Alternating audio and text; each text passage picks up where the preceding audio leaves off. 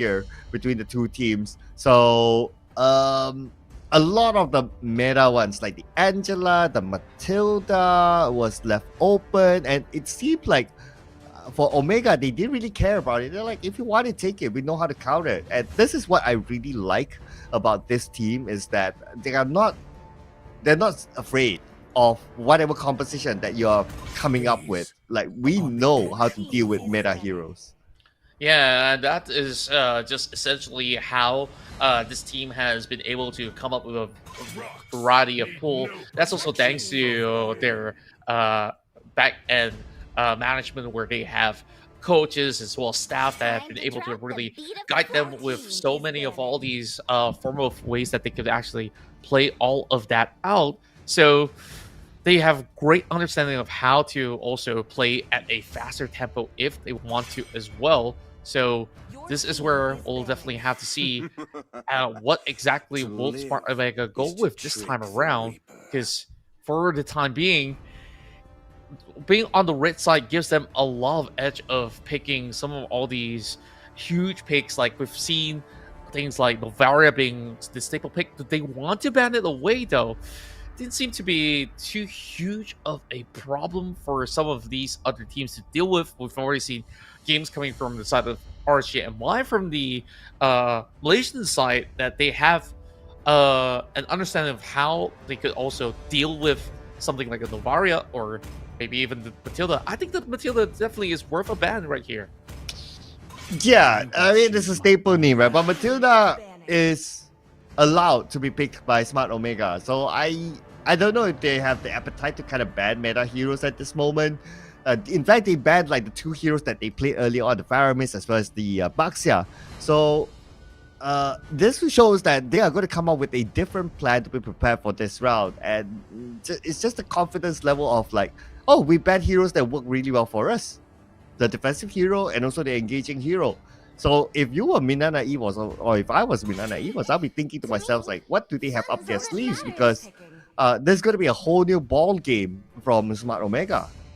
Indeed, it will be, and they're also planning to take one off from the marksman's hand. So that's going to be the one being taken off. There is still going to be the Matilda that's open up, and Mina EVOS waste no time. This is just going to be the first pick, regardless of the case. Yeah, you're definitely going to take the Matilda pick, because MINANA EVOS, they don't really know like what's going to show up for the side of Smart Omega. So it's like, okay, let's pick something that is comfortable, that is meta, that we definitely know will work out. So that's why the Matilda pick is there. Interesting enough, they let go of the Angela. I guess that's because of the learning of how it was dealt with, especially from the previous round. But the Matilda is a safer pick, I must say. And you did talk about like the Novaria. It's surely not worthwhile to be banned out, but if it's not worthwhile to be banned out, it's worthwhile to be picked. Yeah, same goes to the Guinevere as well. I think like throughout the course of all the group stages series that we've had, like it is going to be an easier form of way to actually handle some of these executions. So just for safety measure, they do have options like the Kadida. Even the Estes is being hovered. Well, I'm not too sure about the Johnson, but maybe they can cook up something in return. But in competitive, it's really hard to pull off that sort of composition. But they brought out the Akai very early on. This is going to be making sure that if the Guinevere steps foot forward or ever uses the Requiem, you could still push her back much further to your own teammates in order to just easily secure a pickoff. Okay, the learning is this, right? Like from the games that we've seen today, you have a Novaria on your opponent's side. You have to be prepared to deal with the Novaria, like go into the back line, able to go all the way there to sniff out the Novaria. If not, for sure, Smart Omega is going to get good frontliners to protect the Novaria. And if you don't have something that can bypass those frontliners, you're going to be in trouble. Yeah, speaking of a lot of trouble as well, like we're just going to see the pool of marksmen troubling for Mina EVOS, where they, well, what am I exactly saying? Doming has already secured the Bruno, so that's absolutely fine. But there's still going to be a lack of a lockdown or engagement tool for the side of Smart Omega, but they also need a lot of burst, so they got to carefully navigate the second phase of the picks and bans right now. So that's going to be an EXP later off the block. So chances are Terizla is still going to be something that can be considered, but depending on does it fit what they really need at this moment. I guess if I was Minana EVOS, I would start to ban out like things that can protect the Novaria first. Digi is definitely one of them, because if anyone wants to pounce onto Novaria, Digi can time travel and can pull them back. So that's something that they didn't really want to deal with. Another one might be like tanky frontliners, but I'm also starting to think that is it worth it to really ban out those tanky frontliners, because there's just so many of them. Yeah, like we're looking at things like Minotaur. Like I think like Minotaur is still somewhat manageable for most of these members of Smart Omega. If that's going to be the case, or should I say not EVOS, because they already have the Akai. So there is going to be a pool that's going to be dwindled down where over onto the side lanes. Maybe they are considering that Dairoth to be brought out for the side of Minana EVOS if they really want to go for it again. But I'm just weighing down what are exactly the possibilities, because with that one final ban, you want to target as many of their supports, but at the same time, you also got to be worried about what other stuff will they actually pull off inside of the jungle. I can see the Yuzong ban again is to protect the Novaria, so that is definitely needed. Terizla, yes, we did talk about like the beefy frontliners. Terizla is one of them. I mean, there are a lot of them, so you can only ban one, obviously. But if you let that go, then it's going to be Minotaur. So this will be the protection for not only Novaria, but let's remember as well the Brody. Similar formula, we've seen this before, right? The Brody, Novaria will stay all the way behind. You have the Guinevere who can somewhat engage, and then you have the Minotaur who can absolutely engage. Now, what they would probably like to have is someone in the middle, someone who's able to provide that support back and front. So if I were to think about that, man, I would like to say Faramis, but they banned out the Faramis. That would have been perfect, honestly. Yeah, that would actually be the perfect way to actually handle those form of team fights. But over on the side of EVOS, they see, oh, there's actually not much of a threat of somebody walking me other than the Guinevere. And if that's ever the case, then Lance C will be able to actually find that black shoes in order to return back to safety. And the only other answer that they came up with here is to have an Edith. So my question now is, do they actually have enough damage to actually chunk down Guinevere as well as the Minotaur? And now layering in another defensive meat shield up to the forefront, it's going to be a Paquito. So damage options aren't aplenty for both of these members of Minana EVOS. Yeah, I see the Paquito pick now. So it is also to give them options for Smart Omega in case they need to do split push. Because everyone else is not really good at split pushing. You can't push that quick. Even the Brody, obviously. So the Paquito is a suitable one. Split push, gets out fast if needed. So I think they're just opening up options for them as well. While considering to protect the backline, like what you said, Paquito can go semi-tank just to be the one to block off the opponent. Yeah, true enough. I'm just worried about the damage output when it comes down to long extended fights, because I think that Smart Omega can still really juggle and layer down a very front to back kind of composition to basically hold down any form of retaliation. So I guess we just have to head to the Land of Dawn to find out who will be the one to get the slot to the playoffs of KOHAI C Championship. Here we go. If it's Smart Omega winning this, then obviously they will go through. So Minana EVOS, this is a must-win for them. If not, they will face off against Judo Red Giants at the lower bracket. And now, with a little bit of jungle invasion, nothing too significant as Smart Omega secures the purple buff. valiant effort from Minana EVOS. They wanted to do that, but I guess that's okay to put a little bit of mental pressure to Smart Omega. Yeah, I think like just a little bit of a signal warning is just about enough for them to be holding back for the time being. Whereas heading into most part, like they don't really want to take too much of a risky attempt as well from their side. So Mina EVOS, they will just find ways to slowly get as much gold as possible, hit that level 4 power spike, and then look for that turtle to kick things off efficiently. So you can see both sides are just having a very respectful phase heading into the first minute. But Hani is already on the approach. This Matilda is onto something. Okay. But it's still like level 3, some of them just about level 4, so I don't expect to see like big moves just yet. Plus it's like 15 seconds before the side objective appears. That's going to be the first turtle, so they kind of chill for now and I guess prepare for that. Indeed, and for now, with all these members slowly making that rotation over to the top side, the Kai will get a little bit of a head start to actually pull the turtle towards the favor of Nana EVOS for the time being.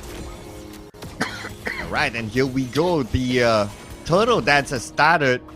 Lance, who's going to be the one zoning? So this is going to be the question. Okay, Lord JM has arrived. Kazan is there, but Kazan needs to do the retribution, so he can't zone.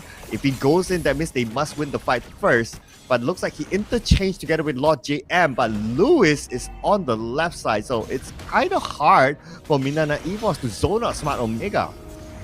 I absolutely agree, and it's just pretty much a stalemate affair. And Smart Omega, they are just slightly ahead right now, even though after that form of contest, and it's just a very difficult stance because both sides understanding the risk and the reward of this series. As for Smart Omega, I guess like they're just waiting until they find that golden opportunity, because right now, even if they do look for that pick, they don't really have significant bursts other than maybe a pick coming in from Novaria. But over bomb side, oh my word, quite the maneuver is coming out of Joe to get himself that solo kill.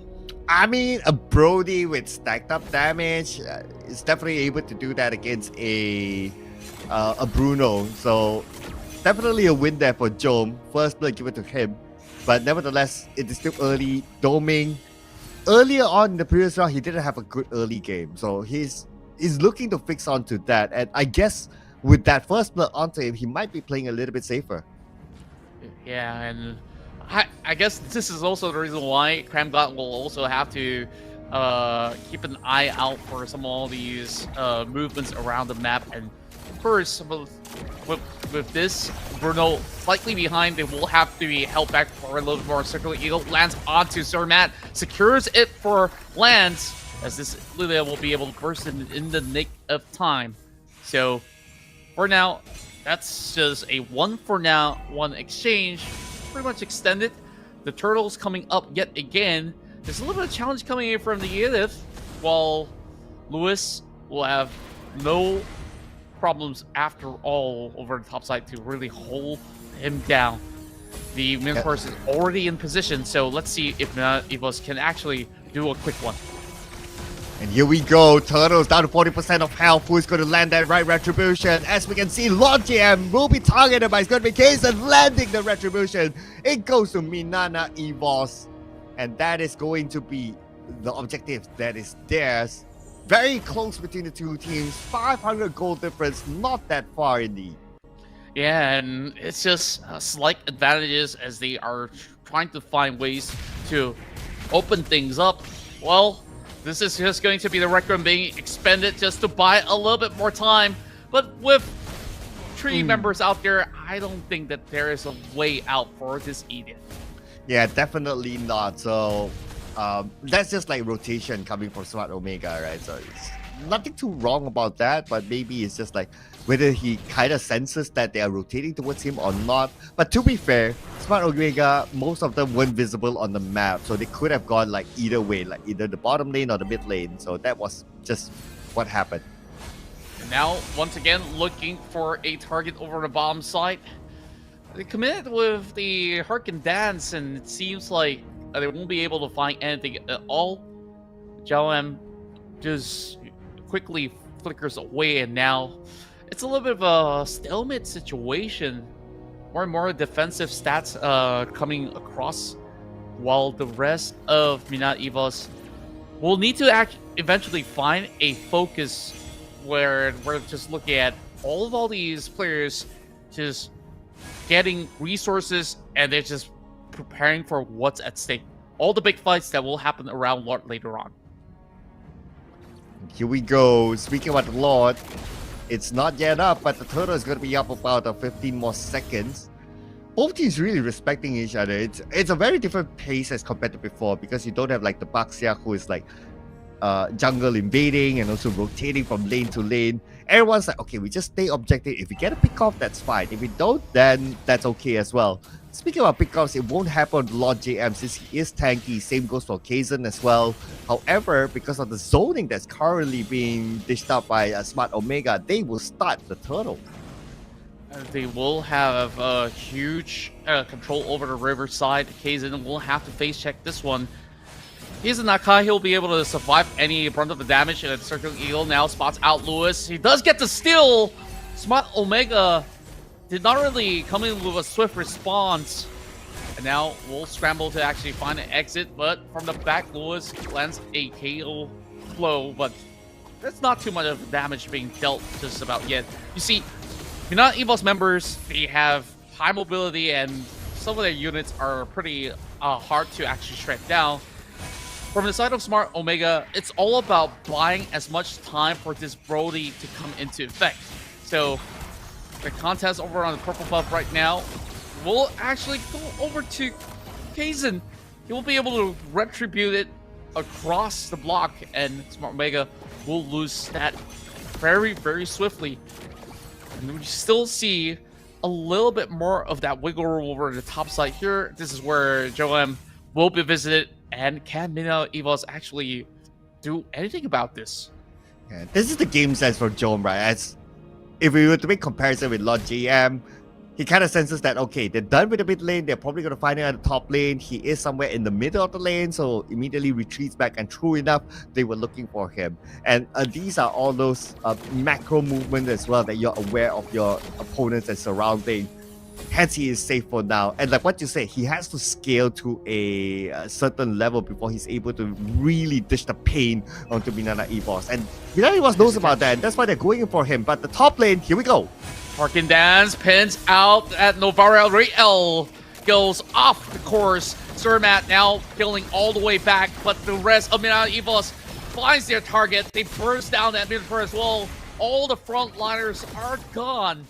They will have to give way for this turret, as there is just way too much pressure being piled upon it. Now, MINANA EVOS takes back the lead, and they are 3,000 ahead, just perfectly in time for the Lord as well. So this is not a good sign for Smart Omega. Oh yeah, Smart Omega, but look at this. They're playing this smartly. Lewis is circling around, so Lewis could probably surprise them from behind. However, he does not have the retribution. He's not a jungler. And Lance, Black Shoes, all the way behind, puts him in an awkward position to be caught out, and Lance will be taken out by Jom. But now, the Lord is down to 10% of health. They're almost there. Who's going to land the retribution? But before there's going to be Matt going down now. That also means that Lewis. The retribution is out. Smart Omega has the opportunity to retribution and steal away the Lord. And true enough, they will do so with Ray L there. And just like that, they turn this one around. They still have all 4 members here surviving, some of them just by the skin of their teeth. That was way too far along extended. MINANA EVOS have lost Kaizen in the process, and you see a little bit more of a scattered position where there's not really a firm decision on whether or not do they want to cause a bait. Even if you want to bait Smart Omega into the fight, you shouldn't have withered down the Lord all the way down to 5%. And at least now they get the consolation of a pick. Lewis will fall. At least that's one Paquito out of the way. Ooh, okay. At least there's something there. So we gotta be careful, because Domain, as a goal laner, He has the scalability towards the end, and Kaizen stealing away the purple buff. Did he manage to get it, or was it given to Matt? Okay, oh, Matt managed to steal it away. Yeah, it seems to be Matt with the buff while there is a Lewis coming in for a flank. This isn't exactly the perfect angle. They still have to deal with the Lord. The damage output coming in from Lilia itself should be able to do the trick. The rest of Smart Omega has got no more business up here. Meanwhile, over the bottom side, you see more of that spacing created by Doming with one crashing wave, and this Paquito will be able to handle it. So another 1.5 minutes. And here comes Hurricane Dance, pinning one to the wall.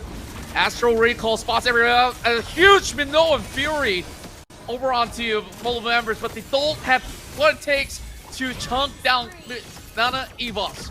Flickers out for the side of Lewis, and now they go in for a swift reset. I would say that could have been a little bit cleaner.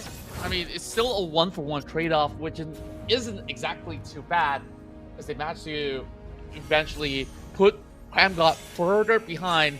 Currently stuck at level 10, while of course everybody else from inside of MINANA EVOS will be able to at least be able to offer just about enough damage by now. But once again, once it hits that very late game phase, you only have the Bruno as well as pretty much the Lilia to do majority of these numbers. But for the side of Smart Omega, by then, that Brody's absolutely gonna hit so much harder, even despite Paquito being a pretty much on the tankier side. It still offers a lot of raw damage on all his abilities, so it's still not going to be an easy game for MINANA EVOS, despite them having the control of the map for the time being. Well, yeah, to be fair, on that heavy spin, it was probably opportunity taken. So if he were to let that go, then he probably wouldn't get a pinned up at all. So it was just like, okay, whether you want to go for it or not, I guess it's like, there's no right or wrong to it, right? But if his teammates were close by with it, then definitely they'll get that kill. But now, let's see if they can pull off another heavy spin like this, as Kaizen is ready with his heavy spin. But Smart Omega obviously smart enough not to group up in that manner, so no real opportunity just yet. Here we go, a collapse right over in the back. Connie tried to look for an angle for the circling eagle. They found their target over onto Cramgod. Still has a little bit more of a killing capability, and now they do get that huge Minoan Fury of a knockup. Does not really wither down the rest of MINANA EVOS. They will extend this form of a trait. It will last a little bit longer, 50% over on Lord. But the longer MINANA EVOS stays, they eventually will collapse. Look at the flank. Rael is in position, and Lewis regroups, and there is going to be Doming that is being spotted out. But they are now giving chase towards the side of the Novaria. It's a long reset coming into the Lord, and it's still not anyone taken down just yet. But they're now looking for a catch over onto the Paquito, which isn't exactly going to be cut it as well. So this dance, somebody's got to eventually take a seat eventually. So Sir Matt, always on the ball. He's looking for his opportunity to go in for a retribution. Can he get another still in the back? Oh, now the target will be Lancey. That will be the Black Shoes now being utilized, and the rest of Smart Omega respecting the area of play. Here we go. The Lord resets itself. Thanks to Lewis as well, coming from the back line, putting pressure onto MINANA EVOS, forcing them to back out on the Lord, and now the Lord is back in full health. Smart Omega will restart the fight, but looks like they're going for an engagement. Requiem hitting right on top of the right target. Emilia takes down Lord Jam. No front line of the engagement, but they are not having enough health for us. But the steal goes true! My word! As much as they lose all of their members except for Rio as well as Sir Bad, I believe it might just actually have been another one in the back for Smart Omega. And now would be pretty much difficult for them to actually defend with even more to go. Actually, was MINANA EVOS with the Lord, so they could just pile on with the pressure. What a long exchange that it has been, my friend. It took like, what, 4 to 5 fights before they could actually conclude with the result. Yeah, and it had to be started by Smart Omega, in which they started on Lord JM, one of the tankier heroes. So I don't know about that. Yes, they got Lord JM at the end of the day. However, a lot of skills expanded on them when the counter happens. But speaking of counter now on the top lane, you can see that Matt managed to get away to safety, almost bursted down. But at this moment, Minana EVOS, they're in the driver's seat. Yeah, and I also want to point out some of their spells, right? They took triple Revitalize, which they could just easily regen in the middle of a fight, which is why these fights are taking so much longer than intended. Circling Eagle onto Cram God. That's only to secure a little bit more of room to take down that inhibitor turret while the Lord works his way up, bound bot. This is where they are going to be seeing whether or not this is diveable for the rest of Mina EVOS. Well, looks like they're going to prioritize clearing up the lanes first, so no big moves yet from either side. But Minana EVOS monitoring the situation. It's just that the turret is still active, and it's not like it's going to be worth it, because can you imagine that Lord JN jumps in, and then the Requiem comes in to retaliate? So they'll be caught underneath of the turret. So that's why we don't see Minana EVOS going in just yet, knowing that the Kinuvera is there. And there's also the Potato as well to also lock one target down. They will just continue to clear off the mid wave if they could, but the dives are setting right in. Here comes the Hurricane Dance, pushing right through. The Requiem comes up online, and this is that perfect opportunity, but there is the Immortality on top of the Akai. They will keep themselves alive for much, much longer. And how swiftly they cleared off the wave. Only with a few minutes left, they will still land a couple of blows. Immortality still up for side of Lord JM. They still want more. And here comes Honey looking for that Circling Eagle angle. And it will still be Crab God eliminated. The Minotaur's down. What can they do? They need to take out all the minions. And Minana EVOS ties the series. And we are going all the way here to game 3. Well, I hope you got your snacks, ladies and gentlemen, because right now it's going to be game number 3 between Minana EVOS and Smart Omega for the ticket onto the next round. Looks like it's going to be a long day, ladies and gentlemen, but nevertheless, Minana EVOS gotta give it to them. Their discipline, they know when to engage, and if you look at the amount of kills at the end of the day, actually towards that end, when they were like towards the crystal, the kills weren't that much. It was less than 10, so it's a fairly respected gameplay by both teams in this round. Yeah, and the jostle of control over on the Lord was the focal point for both sides of the team. And I guess like the moment that they decide to really heavily commit was when we saw the Jalem and the rest of the team. They got that Requiem down on top of this Edith, but what exactly did it cost? Because you still had that Circling Eagle coming from the back, and Lord JM was just one piece of the puzzle where Doming have gotten a lot more of the free hits and AoE damage with the Way of the World as well. So it wasn't exactly easy for them to navigate in this 5v5 setting, especially with that triple Revitalize that keep regenerating all these health bars as if they had 6 Faramis on the board. Oh yeah, you made a good point there. It was 3 Revitalize. And let's not forget the Flask of Oasis as well onto Honey. That's a standard item for Matilda, so that really helped the sustainability in team fights. Glad that you pointed that out. But looking on to the side of Smart Omega, so